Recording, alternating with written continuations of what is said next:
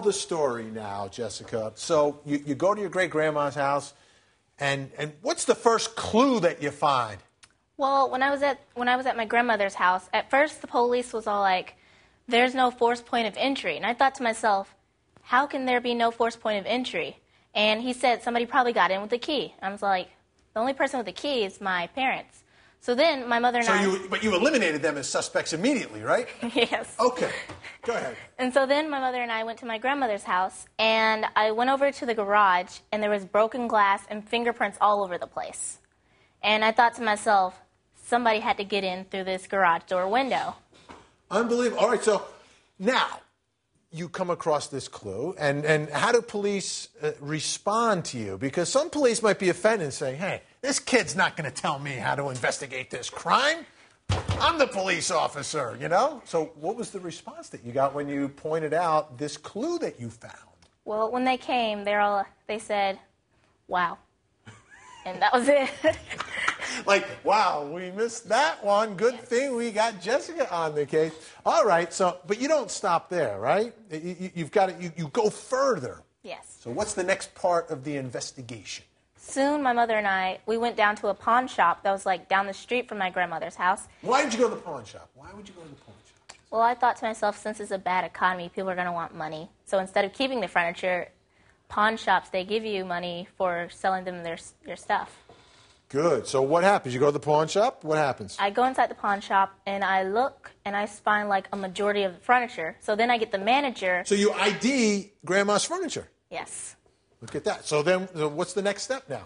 I went to the manager, and I asked him who brought in this stuff. Did you show him your badge first?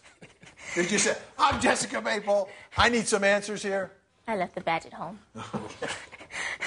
So now you talk to the manager. What happens? He brings out 2 sheets of paper, and it had IDs on them. And I thought to myself, this is really helpful.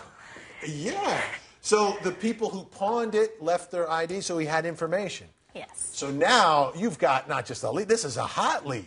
Yes. What do you do next? I call the police, and they come. And what do they say this time? Oh, no, not Jessica again.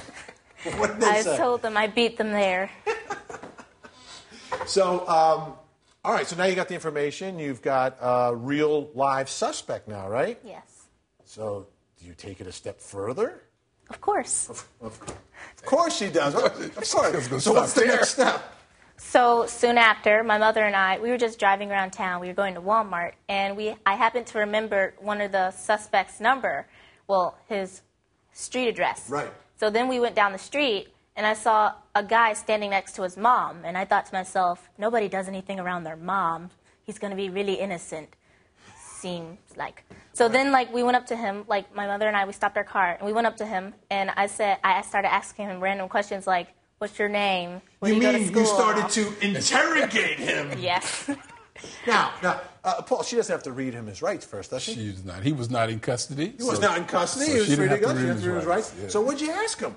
I started asking him things like, how old are you? What school do you go to? Is this where you live? Is that your mom? Stuff like that. And then he finally admitted it. You got him to crack? Yes. Confess? Yes. Right there on the street?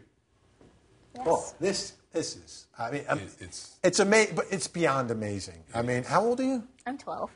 12 years old. 12 years old, folks. She's only 12. All right, so what's the future now? I mean, you're in the Junior D.A. program. Which do you want to be? Do you want to be the because you ever watch Law and Order? Yes. There's the 2 parts, right? Yes. There's the investigators who investigate the crime, and the prosecutors who prosecute them in the court. Which one do you want to be?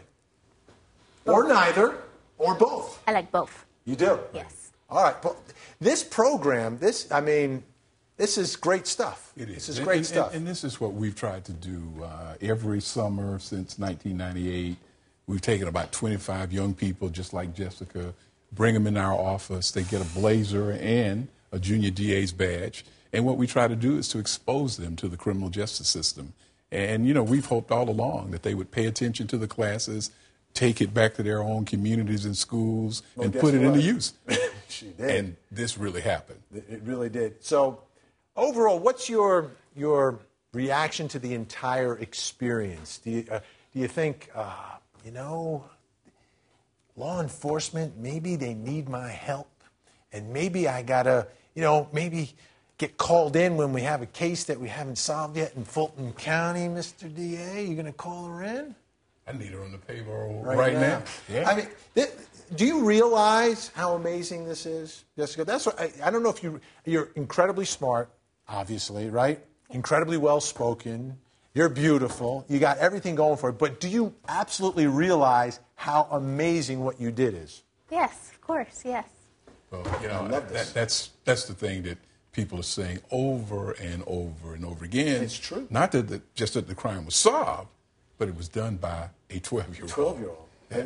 But this isn't just any old 12-year-old. What would you say to other 12-year-olds out there about this program, about law enforcement and crime fighting and all that? Something you think they all should maybe take a little peek at?